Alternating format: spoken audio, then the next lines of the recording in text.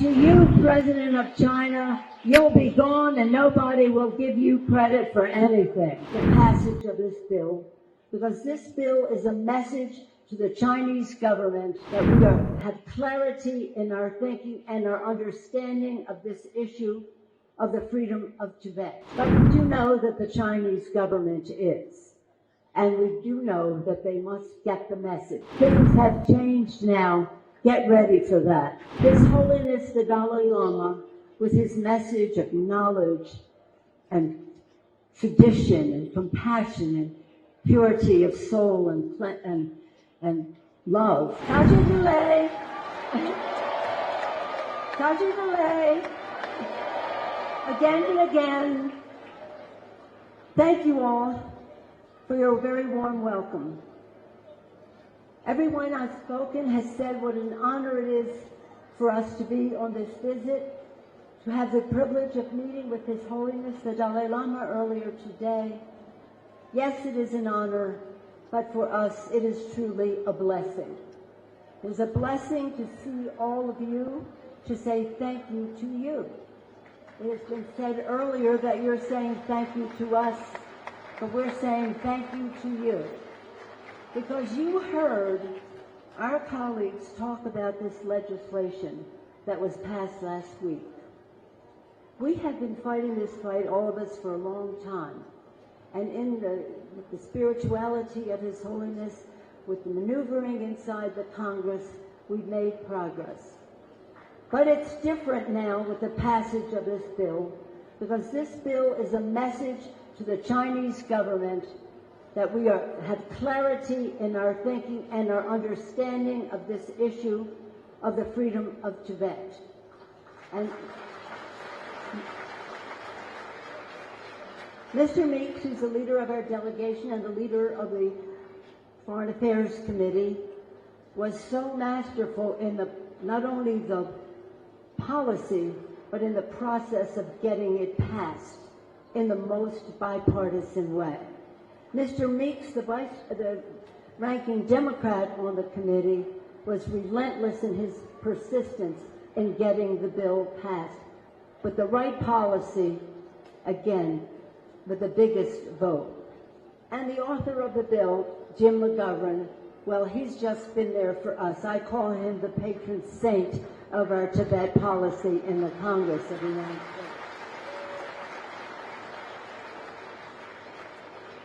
Mr. McGovern mentioned our visit to Tibet a number of years ago. And when we went there, we saw for ourselves. They have spoken to you officially and all that. I want to talk to you personally for a moment. There was a visit of the current president of China to Washington, D.C., and Dianne Feinstein and I said to him, we are objecting to what you are doing to the culture of Tibet. You're trying to erase it. He said, you don't know what you're talking about. You should go there. See for yourself all the improvements that China is making in Tibet. I said, thank you, because I've been trying for 25 years to get a visa to go to Tibet when you would never give me one, and now I assume that is one. So we went, Mr. McGovern, his wife Lisa, and other members, a strong delegation. We went to the palace, the Patal Palace. We saw the room where His Holiness grew up, in his bedroom, and back to see how it is there for him to return to. We mentioned his name all over Lhasa, and I can tell you this, they are trying to erase the culture, reduce the use of the language. Han's coming into the population there. They are trying something that we cannot let them get away with. Now, in the spirit of His Holiness, I'll be gracious to the Chinese people. I don't know that they're up to this, but we do know that the Chinese government is. And we do know that they must get the message. And this legislation sends the message, the House and the Senate, and soon to be signed by Joe Biden, the President of the United States. Everybody has talked about the children And that's really what our mission is, to see these beautiful children perform the arts of the Tibetan arts is really our purpose, is to make the future better for them.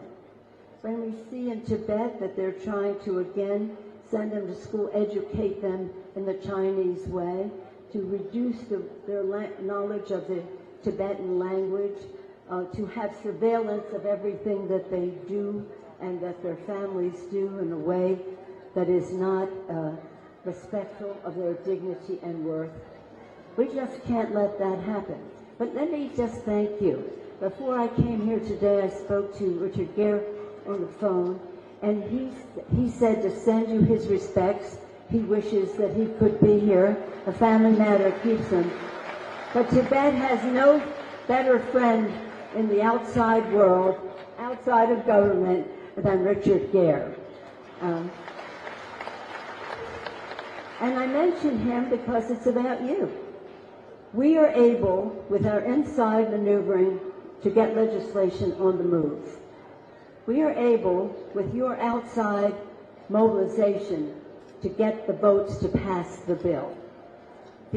I know your power in this. When you call in, when you show your visibility, as you have done in the Congressman Malliotakis, but in my district in San Francisco and in California, let's hear it for San Francisco and California, okay? We had many Tibetans there, very active, very active.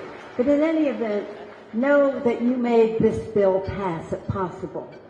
Your communication with the diaspora throughout the Tibetan diaspora throughout the world made all the difference. So thank you for making this bill the policy of the United States of America, which says to the Chinese government, things have changed now, get ready for that. And also understand this.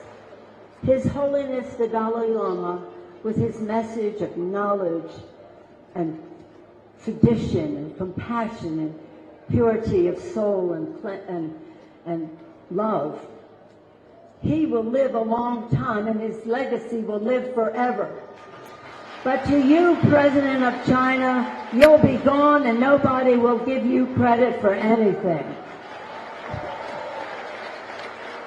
So in that spirit now the Dalai Lama would not approve of my saying that.